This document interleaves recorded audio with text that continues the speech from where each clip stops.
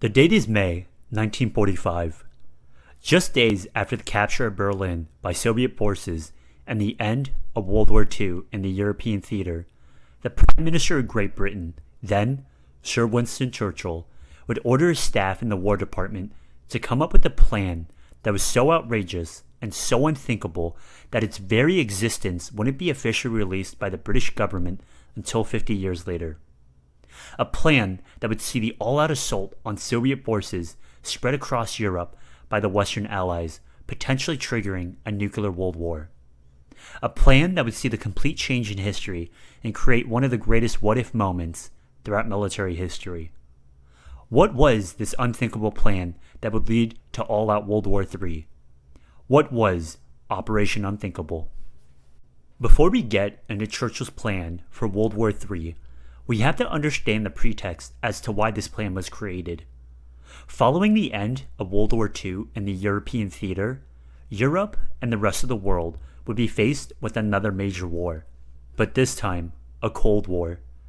Mainland Europe would be divided by two major global powers, a US-led Western Alliance and a Soviet-led Eastern Alliance, separated by an Iron Curtain. After the fall of Nazi Germany in 1945, the bulk of Western countries, in particular Great Britain, expected majority of the Eastern countries under the control of the Soviet Union to gain back their independence, but wouldn't be the case. Instead, the Soviet Union under Joseph Stalin would use this opportunity to extend its sphere of influence and grip over Eastern Europe by taking control over countries such as Bulgaria, Czechoslovakia, Hungary, East Germany, and most notably, Poland. Stalin would also go back on his promise of allowing free and fair elections in the newly captured territories, instead choosing to create satellite republics surrounding the Soviet Union. This was a big no to Winston Churchill, who had a major distrust of Stalin and a hatred of communism. Instead, the Prime Minister of Great Britain would see this as another aggressive step towards Soviet domination, and he would have none of it. Instead, Churchill wanted to act. He knew that the time was running out. The United States was going to move vast amounts of their troops and resources out to the Far East for the assault on mainland Japan, leaving Western Europe at the mercy of Joseph Stalin. Furthermore, the demobilization of major Western powers would start after Victory Day and would rapidly reduce the size of the British Army and their capacity to conduct major offensive operations. All these separate influences would cultivate in Winston Churchill's blueprint for an all-out World War III.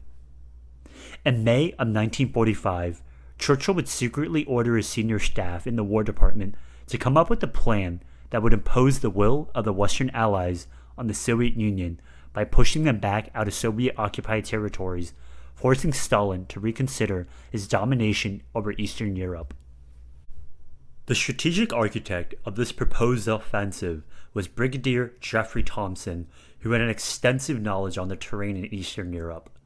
This military plan would be known as Operation Unthinkable. The plan called for a massive ground, air, and naval assault on the first day of July 1945 by British, American, Polish, and former German POW forces, with the aim to push out Soviet troops spread across the Soviet-occupied East Germany and Poland, and capturing the Soviet forces off guard for a quick victory. This operation was expected to comprise of over 80 infantry divisions, 23 armored divisions, and over 8,000 combat aircraft within the Allied Western forces, whereas the Soviet Union was expected to have over 200 infantry divisions, 30 armored divisions, and roughly 12,000 combat aircraft. The initial phase of Operation Unthinkable would have Allied forces thrust deep into Soviet-occupied East Germany, taking Berlin, and then pushing the Red Army back to the Oder and Neisse rivers, some 55 miles east of Berlin. This would be followed by an intense battle in the countryside northwest of Poland, where an armored clash on a massive scale was expected, far larger than the Battle of Kursk. And by doing so, the operation was aimed to push Soviet forces out of occupied East Germany and Poland, as well as forcing Stalin to come to the negotiating table. The plan was then taken to the British Chiefs of Staff Committee for a thorough review, but was ultimately seen as militarily unfeasible due to the anticipated 2-to-1 superiority in divisions of Soviet land forces in Europe. The entire success of this operation would be heavily dependent on the rapid speed of Allied forces capturing the Soviets off guard before they could mobilize more divisions. If a quick success could not be obtained before the onset of winter, the assessment was that the Allies would not be able to commit to a long and drawn-out bloody war. The report was ultimately deemed too hazardous and outrageous, and Churchill's senior military advisors cautioned him against implementing the strategic plan. Eventually, the documents for this plan were secretly put away deep into government archives, where its very existence wouldn't be known to the public until 50 years later. Ultimately, Winston Churchill's outrageous plan for an all-out assault on Soviet forces spread across occupied Europe between the US-led Western Alliance and the Soviet-led Eastern Alliance has become one of history's most notable discussions.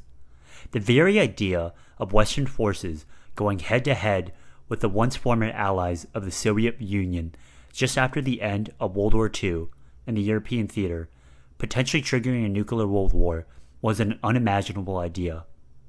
This plan that would see the complete change in history and create one of the greatest what-if moments throughout military history. This was Operation Unthinkable. Hey guys, thanks for watching, and as always, like and subscribe for more videos.